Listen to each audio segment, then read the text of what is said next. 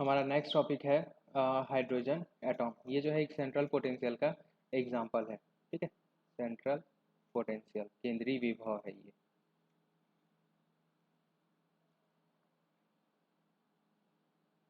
केंद्रीय विभव, central potential. इसके लिए जो पोटेंशियल का फॉर्म है वो क्या होगा, V r equal to minus e square by 4 pi epsilon 0 into r. ठीक है, ये जो है वो सेंट्रल पोटेंशियल होता है। यहाँ पे एक कॉन्सेप्ट यूज करेंगे हम लोग, सामान्य द्रव्यमान, या जिसे हम लोग बोलते हैं रिड्यूस्ड मास। ठीक है, रिड्यूस्ड मास के कॉन्सेप्ट का यूज करेंगे। और यहाँ पे जो हम लोग का श्रोडिंगर इक्वेशन है, ये याद रखेंगे। श्रोडिंगर इक्वेशन जो है वो क्या आ जाएगा, del sine r, sorry del two sine r, del two sine of r plus 2m e upon h line का square, 2m upon h line का स्क्वायर ई, और ये माइनस माइनस भी रखते हैं। ठीक है, तो ये क्या आ जाएगा, plus e square upon 4 pi epsilon 0 r sine, यहाँ पे सिर्फ साइन लिखते हैं। ठीक है, ये जो है आर थीटा और फाई का फलन होगा इक्वल टू 0। ठीक है, ये होता है श्रोडिंगर इक्वेशन। इसका जो हल है, तरंग समीकरण, सॉरी तरंग फलन, तरंग फलन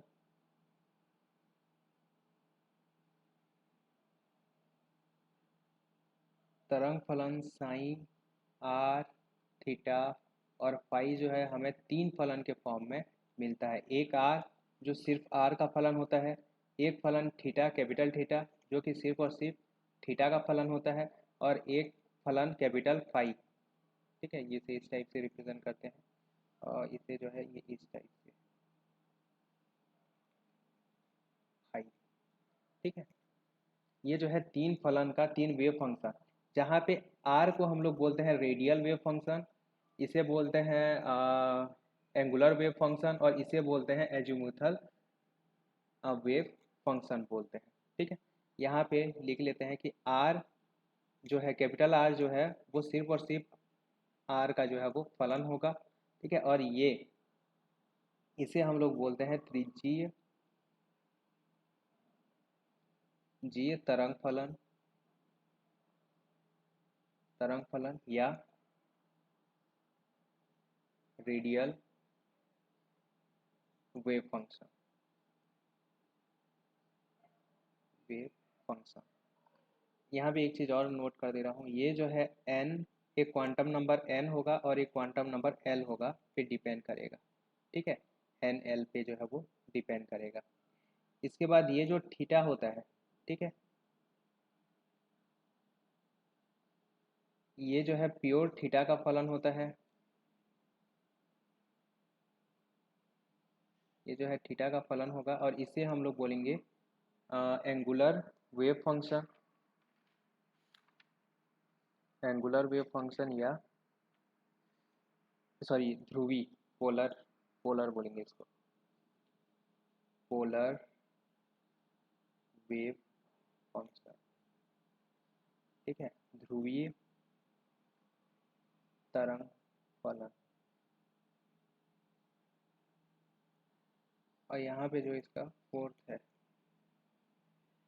तो सॉरी थर्ड वाला जो है वो है हम लोग का फाई, जो कि क्या होगा, केवल फाई का फलन होगा। ये किस क्वांटम नंबर पे डिपेंड करता है, ये जो है एल और एम क्वांटम नंबर पे डिपेंड करता है, और ये जो फाई होता है सिर्फ और सिर्फ एम क्वांटम नंबर पे जो है वो डिपेंड करता है। ठीक है, आगे देखेंगे इसका एक्सप्रेशन। इसे हम लोग बोलते हैं एजीम्यूथल, एजीम्यूथल या दिगांशी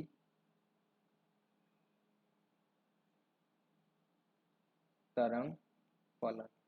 ठीक है, ये नाम याद रखेंगे। ठीक है, ये तीनों होते हैं। अब यहाँ पे देखते हैं इनका एक्सप्रेशन क्या होता है, और जो टोटल वेव फंक्शन होता है, ठीक है, टोटल वेव फंक्शन, इसे हम लोग कैट नोटेशन में कैसे लिखेंगे, एन एल और एम।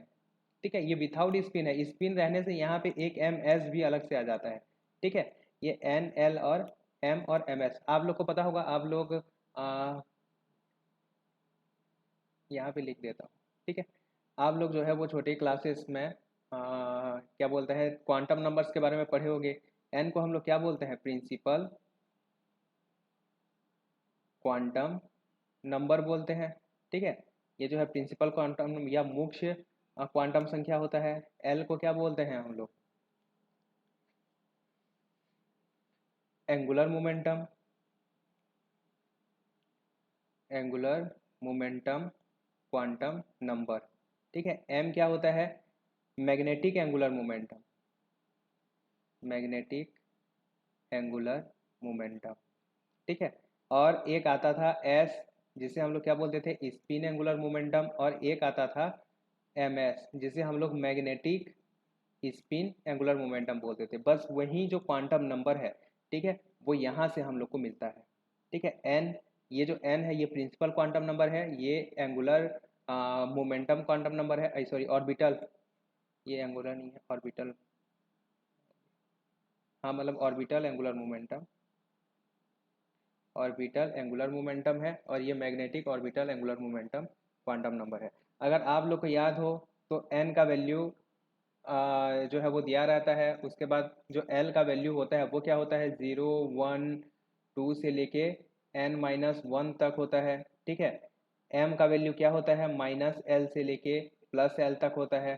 ठीक है, एस का वैल्यू क्या होता है, हाफ होता है इलेक्ट्रॉन के लिए, और एम एस का वैल्यू क्या होता है, -½ और +½ ये क्वांटम नंबर के बारे में हम लोग पढ़ चुके हैं। तो ये क्वांटम नंबर यहाँ से आते हैं। ठीक है, ये क्वांटम नंबर जो है वो यहाँ से आते हैं।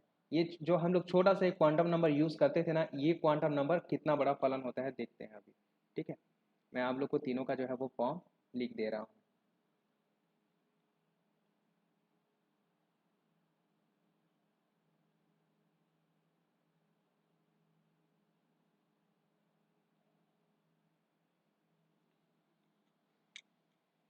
यहाँ पे देखो फर्स्ट, पहला जो है हम लोग का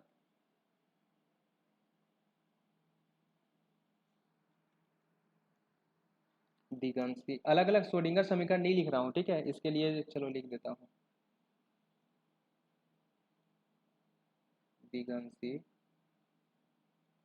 श्रोडिंगर समीकरण। ठीक है, एजीम्यूथल श्रोडिंगर इक्वेशन। ये जो श्रोडिंगर इक्वेशन क्या होगा देखो,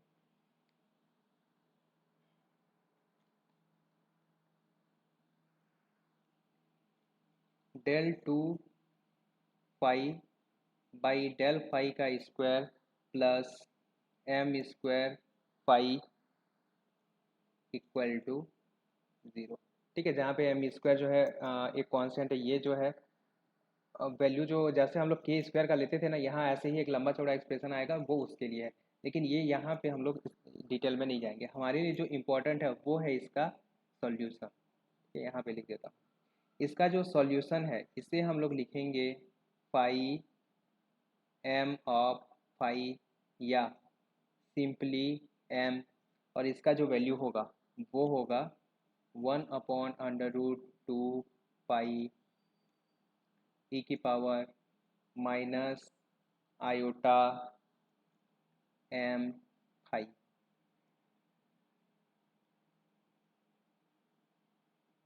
माइनस आयोटा m फाई। ठीक है, ये हो जाएगा हम लोग का और दिगंशी जो वेव फंक्शन है, ठीक है, उसका एक्सप्रेशन। ये आप लोग याद रखेंगे, ये दिगंशी वेव फंक्शन का जो है वो एक्सप्रेशन है, क्या होता है, 1/√2 पाई ई की power minus iota m phi. इसके बाद polar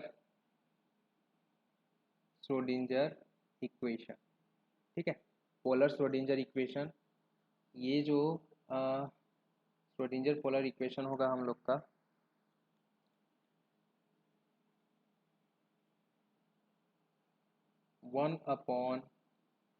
sign theta del by del theta sine theta del del theta by del theta plus beta minus M square upon sine square theta into theta equal to 0। ठीक है, ये जो है polar Schrodinger equation होता है, लेकिन हम लोग के लिए इम्पोर्टेंट है इसका सॉल्यूशन। इसका जो सॉल्यूशन थीटा मिलेगा, ठीक है, इसका एक्सप्रेशन जो है ये हमारे लिए इम्पोर्टेंट है।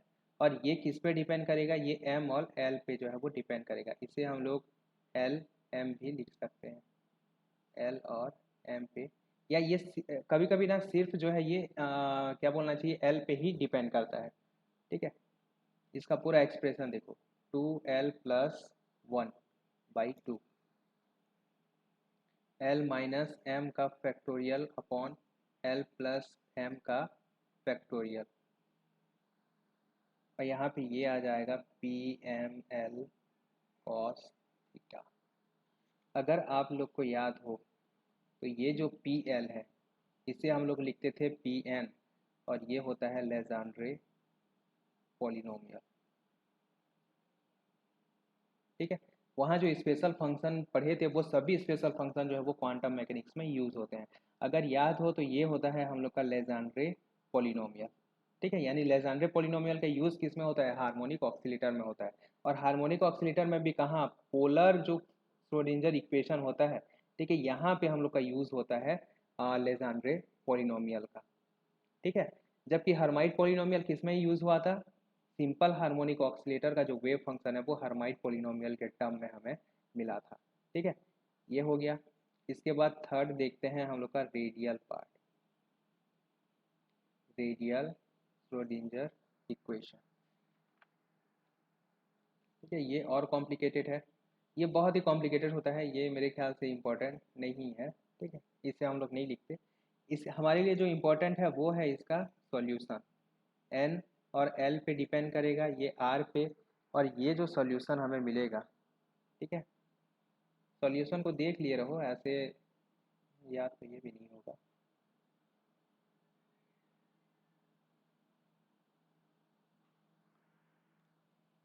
To by n a zero का cube n minus l minus 1 upon 2n n plus l का फैक्टोरियल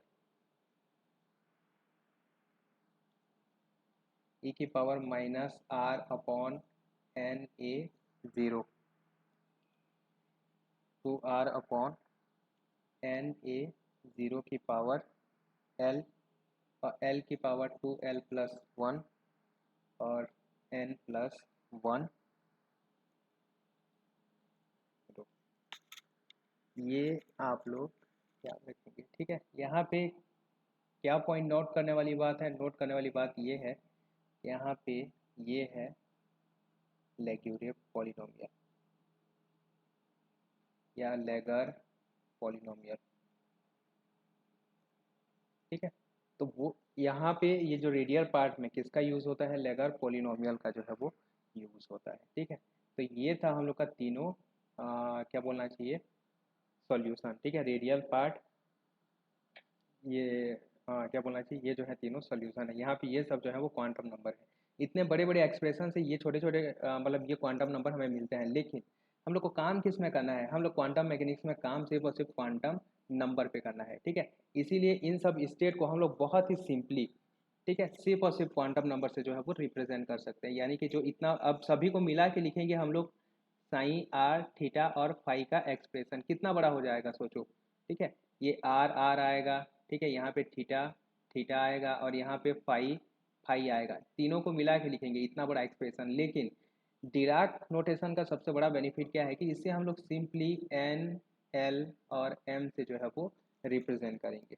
ठीक है, अब देखो यहाँ पे एन के अलग अलग वैल्यू के लिए, जब n का वैल्यू क्या हो, ज़ीरो हो, ठीक है, तब l का वैल्यू क्या होगा, ज़ीरो होगा, m का वैल्यू क्या होगा, ज़ीरो होगा। इसे हम लोग बोलते हैं sine one, sorry sine N का वैल्यू 0 नहीं होगा, यहाँ एन का वैल्यू जो है वो 1 से शुरू होता है। एन का वैल्यू मैं 0 इससे पहले थोड़ी लिखा हूँ, ये एन का वैल्यू नहीं लिखा, हाँ हाँ एन का वैल्यू नहीं लिखा, ठीक है। ये एन का वैल्यू जो होता है ये हम लोग का होता है 1 2 3 इस टाइप से। एन का वैल्यू जो है वो 1 हो जाएगा, यानी कि 1 0, ठीक है। साइन से 1 0 लिख रहा हूँ, ये एम का वैल्यू नहीं लिख रहा हूँ, या फिर लिख दो चलो 1 0 और 0, ठीक है। ये इसके लिए मैं वेव फंक्शन आप लोग को लिख देता हूँ, ठीक है। इसके लिए जो वेव फंक्शन होगा वो होगा 1 की पावर 1/a0 की पावर 3/2 2 इंटू ई की पावर -r/a0। और ये कौन सा है, यही वाला वेव फंक्शन है, ठीक है। ये बस रेडियल पार्ट दिखाया गया है, ये जो वेव फंक्शन है हमें इस टाइप से दिखेगा। और ये किसके लिए है, 1s के लिए है, ठीक है। n का वैल्यू 1 और s का वैल्यू 0, यानी कि s ये जो है 1s ऑर्बिट है। 1s ऑर्बिट के लिए वेव फंक्शन जो है इस टाइप से दिखता है। ये क्या है, ये इसके लिए प्रोबेबिलिटी डेंसिटी है। ये आप लोग याद रखेंगे कि r² r होता है, ठीक है। इसके लिए जो प्रोबेबिलिटी डेंसिटी होता है मोड साइन का स्क्वायर, ठीक है। और इसका जो वैल्यू है वो क्या है, ये 1s के लिए प्रोबेबिलिटी डेंसिटी का वैल्यू है, ये इस टाइप से दिखेगा, ठीक है। ये आपको यहाँ पे बढ़ेगा, फिर ये यहाँ पे ऐसे ये घटते हुए दिखेगा, ये जो है ऐसे ये घटते हुए 0 हो जाएगा। ये 2s है, 2s यानी कि n equal to 1 sorry 2, n equal to 2 आ जाएगा। तो l का कौन कौन सा वैल्यू पॉसिबल है, देखो एक तो l का वैल्यू क्या हो सकता है, 0 हो सकता है, और एक l का वैल्यू क्या होगा, 1 होगा, नीचे देखेंगे, ठीक है। और m का वैल्यू क्या हो जाएगा, 0। इस वेव फंक्शन को हम लोग बोलेंगे साइन 2 0 0, या फिर 2 0 0, ठीक है। इसका मतलब n का वैल्यू 0 है, l का वैल्यू 0 है, और m का वैल्यू 0 है, ठीक है। और ये जो वेव फंक्शन है इसका एक्सप्रेशन आप लोग याद रखेंगे 1/a0 की पावर, ये खैर याद नहीं होता, ठीक है, लेकिन फिर भी थोड़ा बहुत कोशिश करेंगे दिमाग में रखने का। r0/a0 नहीं रखेंगे तो भी चलेगा, ठीक है। बस एक बार देख लेने से ये याद रहता है कि अगर कभी डायरेक्ट जो है वो वेव फंक्शन पूछ दे, ठीक है। अच्छा, ये जो वेव फंक्शन है ये किसके लिए है, 1s के लिए है। ये 2s के लिए वेव फंक्शन है, ठीक है। 2s के लिए जो वेव फंक्शन है वो इस टाइप से दिखेगा, ये, ठीक है। यहाँ पे ये पॉजिटिव हुआ, पॉजिटिव के बाद नेगेटिव होगा, फिर जो है ये 0 हो जाएगा। इसके लिए प्रोबेबिलिटी डेंसिटी अगर देखें तो ये यहाँ से पहले ऐसा, ठीक है, फिर ऊपर जाएगा ये इस टाइप से, ठीक है। यानी कण के पाए जाने की प्रोबेबिलिटी यहाँ पे जो है ये यहाँ पे ज़्यादा होगी, ठीक है। यहाँ पे पी एम मैक्सिमम हो जाएगा। इसके बाद ये हम लोग का है 3s के लिए। 3s यानी n इक्वल टू 3 है, n इक्वल टू 3 है, और n इक्वल टू 3 के लिए l का वैल्यू क्या क्या हो सकता है, 0 हो सकता है, 1 हो सकता है, 2 हो सकता है। तो ये जो है l इक्वल टू 0 के लिए, यहाँ पे देखो 2p यानी जब n का वैल्यू क्या है, n का वैल्यू अगर n का वैल्यू 2 है तब l का जो है वो दो वैल्यू पॉसिबल है। कौन कौन सा, +-1, ठीक है। +1 भी हो सकता है, -1 भी हो सकता है। और l का वैल्यू क्या हो सकता है, 1 हो सकता है। और m का जो है 3 वैल्यू पॉसिबल है, -1 0 और 1, ठीक है। तो ये जो है 2p के लिए स्टेट है, सिर्फ ये रेडियल फंक्शन को दिखाया गया है। ये जो है इस टाइप से दिखेगा, इसके लिए प्रोबेबिलिटी डेंसिटी जो है वो इस टाइप से दिखेगा। ये डायग्राम आप लोग कोशिश करेंगे कि आप लोग को डायग्राम जो है वो याद रहे, ठीक है। अब यहाँ पे ना एक क्वेश्चन आता है कि आप लोग को वेव फंक्शन दे देगा और आप लोग को जो है वो क्वांटम नंबर निकालना पड़ेगा, ठीक है। How to found quantum number,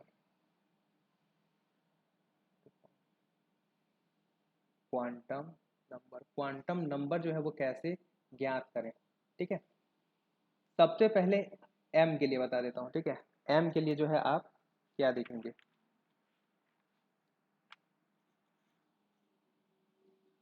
quantum number M ज्ञात करने के लिए आप लोग देखेंगे ई की पावर आयोटा 5, ई की पावर आयोटा 5 में, ठीक है। आयोटा 5 के साथ जो भी मल्टीप्लाई होगा एम, जो भी संख्या होगा वही हम लोग का क्या होगा, क्वांटम नंबर एम होगा, ठीक है। अगर आपको एल का वैल्यू चाहिए तो एल के वैल्यू के लिए आप लोग देखेंगे थीटा वाला टर्म, ठीक है, थीटा वाला टर्म कॉस थीटा हो या साइन थीटा हो, अगर थीटा टर्म का पावर, थीटा टर्म का पावर क्या है, एल है, जो भी रहेगा, ठीक है, वही हम लोग का क्या हो जाएगा, क्वांटम नंबर एल हो जाएगा। ठीक है, या फिर आप लोग और एक चीज भी देख सकते हो, आर का पावर देख सकते हो। अगर आर टर्म का पावर क्या है, एल है, तब एल जो है ये हम लोग का क्वांटम नंबर हो जाएगा, एल नंबर हो जाएगा। ठीक है, एल का वैल्यू, आर का वैल्यू अगर निकालना है, सॉरी आर नहीं, एन का वैल्यू अगर निकालना है, तो एन का वैल्यू कैसे निकालेंगे, वेव फंक्शन को देख के, ये जो है हम लोग का होता है ई की power minus are upon A zero पढ़े थे। ठीक है, यहाँ पे ये आ जाएगा एन ए ज़ीरो आ जाएगा। ठीक है, यहाँ पे आर बाई ए ज़ीरो में ए ज़ीरो का जो गुणांक होगा वो हम लोग का एन का वैल्यू होगा। ठीक है, यहाँ पे मैं आप लोग को एक एग्जाम्पल लिख देता हूँ।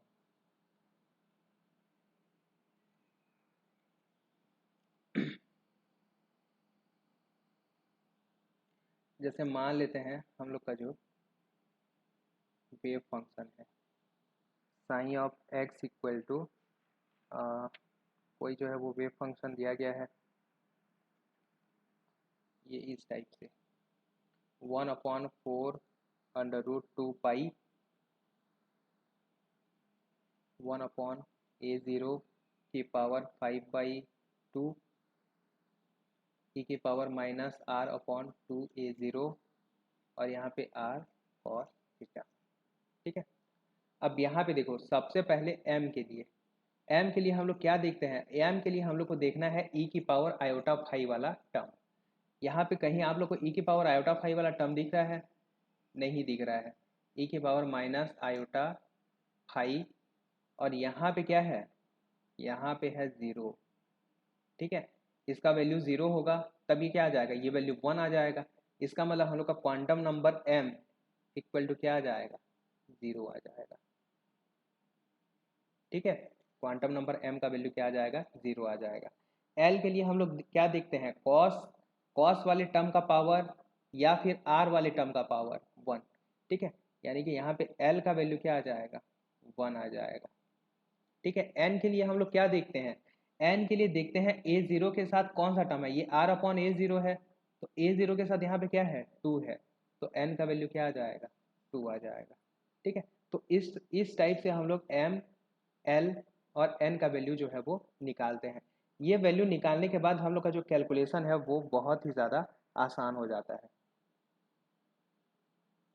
ठीक है, क्यों आसान हो जाता है, आगे आगे इसके आगे के क्लास में ना हम लोग एंगुलर मोमेंटम निकालना सीखेंगे। ठीक है, एंगुलर मोमेंटम का वैल्यू कैसे निकालेंगे, तब वहाँ पे जो एंगुलर मोमेंटम होगा वो क्वांटम नंबर एल पे डिपेंड करेगा।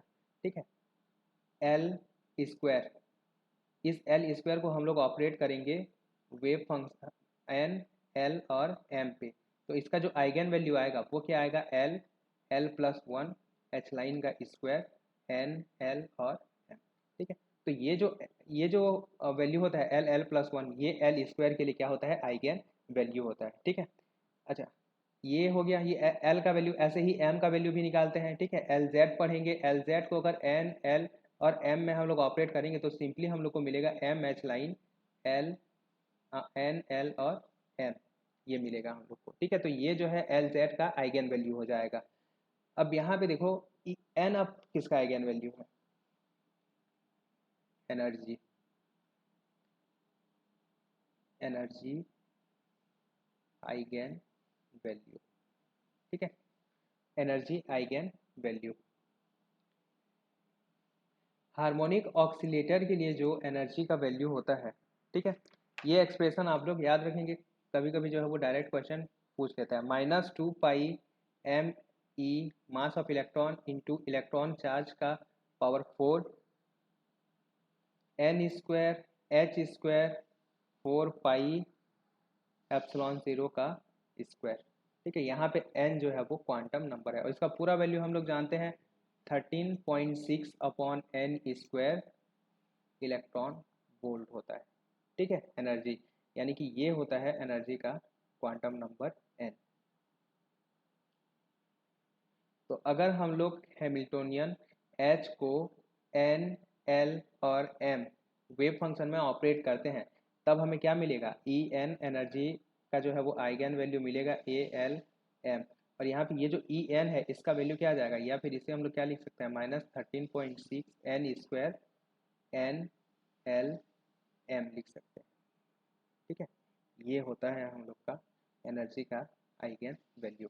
अगर हाइड्रोजन एटॉम के लिए आप लोग को एनर्जी निकालना है तो हम लोग एन का वैल्यू यहाँ पे रख के जो है वो निकाल सकते हैं। ठीक है, यहाँ पे देखो, यहाँ पे ना ये एन का वैल्यू दिया हुआ होगा, जैसे एच कैप और एन का वैल्यू क्या दिया हुआ है, यहाँ पे 2 1 0 इस टाइप से दिया हुआ है। ये तो एनर्जी का वैल्यू क्या आ जाएगा हम लोग का, -13.6/2 का स्क्वायर 210 आ जाएगा। यानी कि अगर ई एन खाली देखें, खाली एनर्जी वैल्यू अगर हम लोग देखें तो एनर्जी वैल्यू कितना आ जाएगा, 4 से डिवाइड करेंगे तो 3, ये क्या आ जाएगा 3.4 -3.4 इलेक्ट्रॉन वोल्ट। तो एनर्जी का वैल्यू इस वेव फंक्शन के लिए जो एनर्जी का वैल्यू है वो कितना आ जाएगा, -3.4 इलेक्ट्रॉन वोल्ट आ जाएगा। ठीक है, तो ये होता है हम लोग का एनर्जी का आइगन वैल्यू।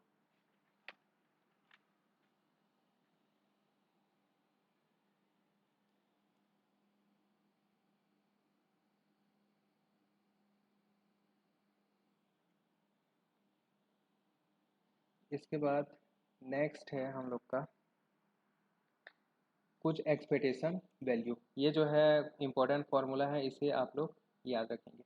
ठीक है, जो एक्सपेक्टेशन वैल्यू ऑफ आर होता है, ठीक है, वो क्या होता है, 3/2 A0 होता है। ठीक है, जहाँ पे A0 क्या है, बोर रेडियस है। ठीक है, यानी फर्स्ट ऑर्बिट के लिए रेडियस है। अगर यहाँ पे हम लोग एक्सपेक्टेशन वैल्यू ऑफ एक्स निकालते हैं तब ये क्या आएगा, 0 आएगा। एक्सपेक्टेशन वैल्यू ऑफ वाई भी 0 आएगा और एक्सपेक्टेशन वैल्यू ऑफ जेड भी क्या आएगा, 0 आएगा। ठीक है, एक्सपेक्टेशन वैल्यू ऑफ आर का स्क्वायर का वैल्यू आता है 3A0 का स्क्वायर। ठीक है, और एक्सपेक्टेशन वैल्यू ऑफ एक्स का स्क्वायर का वैल्यू आता है A0 का स्क्वायर, जो कि वाई स्क्वायर का भी एक्सपेक्टेशन वैल्यू है और जेड स्क्वायर का भी एक्सपेक्टेशन वैल्यू है। ठीक है, सभी का जो एक्सपेक्टेशन वैल्यू है वो A0 का स्क्वायर आता है। और 1/r का जो एक्सपेक्टेशन वैल्यू है वो आता है 1/A0। ठीक है,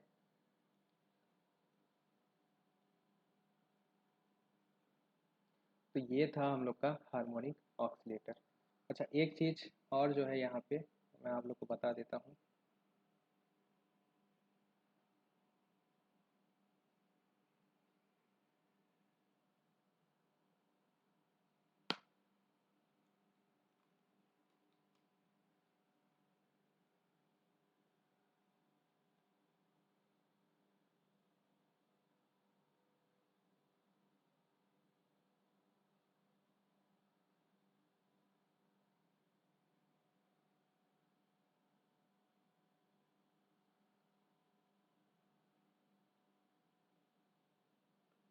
तो यहीं पे बता देता हूँ। एक चीज़ जो हम लोग का टॉपिक छूट गया था वो था 3D पोटेंशियल बॉक्स। ठीक है, पोटेंशियल बॉक्स के बारे में हम लोग पढ़े थे, तो 3 डायमेंशनल जो पोटेंशियल बॉक्स होता है, ठीक है, ये हम लोग का छूट गया था एक topic, 3 dimensional potential box. 3 dimensional potential box में क्या होगा, सेम कॉन्सेप्ट। ठीक है, जो टोटल हम लोग का wave function X sine of X Y Z जो होगा वो क्या होगा, phi of X into phi of Y into phi of Z हो जाएगा। ठीक है, अब मान लेते हैं कि हम लोग के पास जो बॉक्स है उसका एक्स डायरेक्शन में जो चौड़ाई है वो क्या है, ए है। ठीक है, x is less than equal to a. और बी मतलब वाई डायरेक्शन में जो चौड़ाई है वो क्या है, बी है। ठीक है, और जेड डायरेक्शन में जो चौड़ाई है वो क्या है, सी है। ठीक है, तब इस केस में जो हम लोग का वेव फंक्शन का जो सॉल्यूशन है, sine of X Y Z, sine of X Y Z equal to क्या आ जाएगा, √2/a sine N X pi X upon A, ये एक्स के लिए है, ठीक है।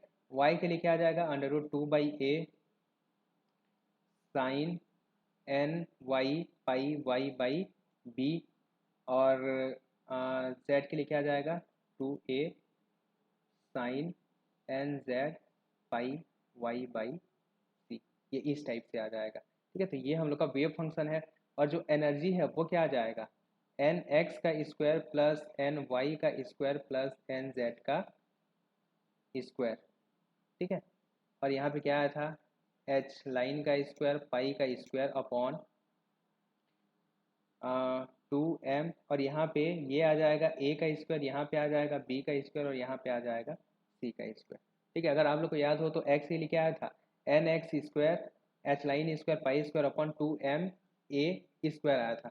तो ये जो है इस फॉर्म में हमें मिल जाएगा, ठीक है।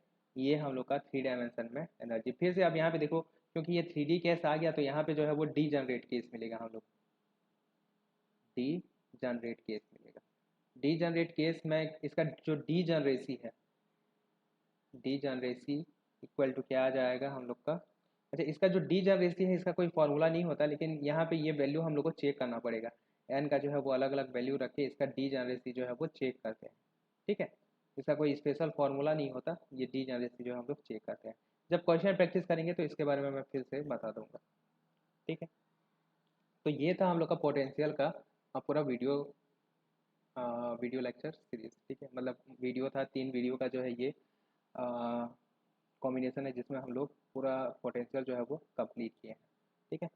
अगर वीडियो पसंद आए तो हमें सपोर्ट करें। एडवांस फिजिक्स से जुड़ने के लिए बहुत बहुत धन्यवाद।